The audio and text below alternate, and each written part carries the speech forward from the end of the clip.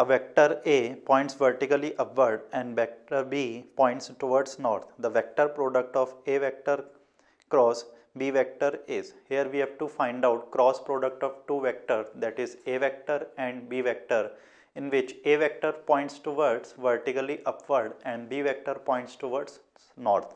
So here we have drawn a diagram in which north, south, east, west are plotted in a plane, and if we draw vertically upward direction from this point only, so it will be out of the planes. So out of the plane is represented by this line representing the direction which is out of the plane, or we can write it as vertically upward. So this direction is out of the plane.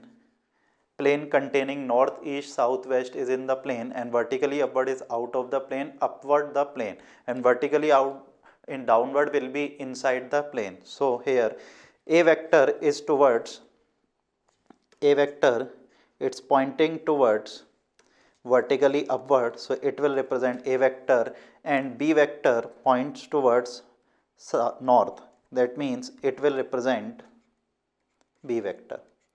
So B vector and A vector are represented in this figure only. Now we have to find A vector cross B vector, and we have to find the direction of A cross B. So with the help of right hand thumb rule, we will find the direction of A cross B.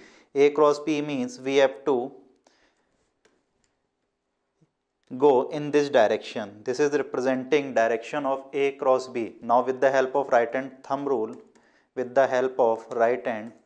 will determine the direction of A vector cross B vector. Right hand thumb rule.